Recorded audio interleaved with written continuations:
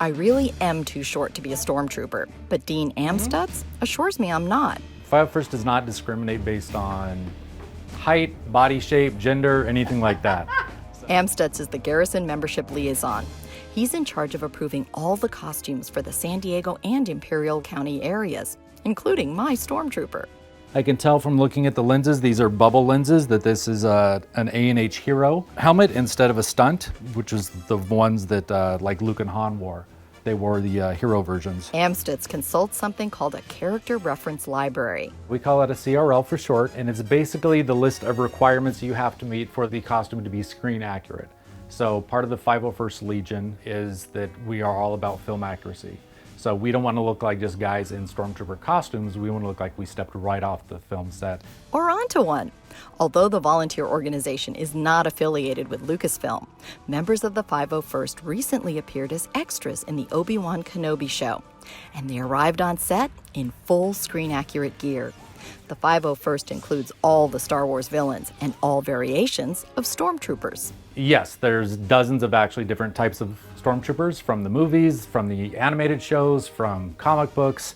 So there's dozens of different types of troopers. That means a CRL for each, says Lindsay Seapock, Legion Executive Officer. We try to get angles from all the sides.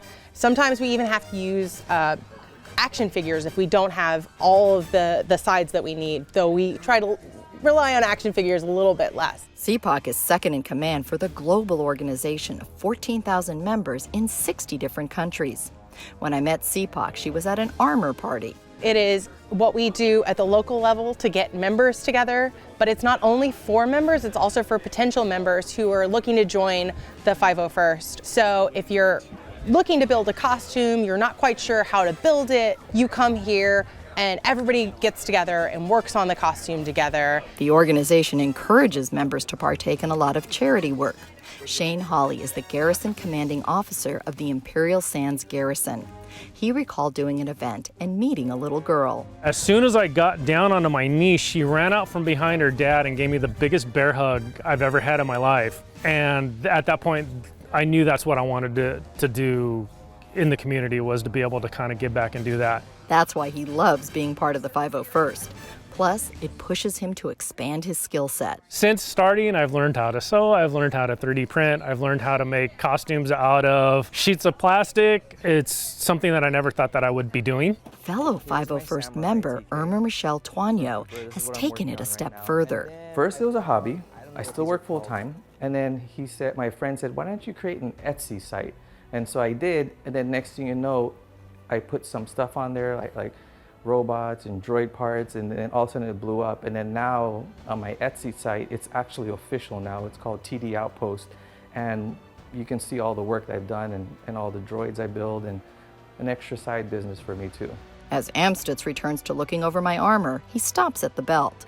It looks a little wide, so there's a maximum width for that, and I brought the CRL so I can look it up. Let me see what it says, and I'll pull out my handy tape measure. Size must be 2 3/4 to 3 1/4. Yeah, this is a 4-inch belt, so.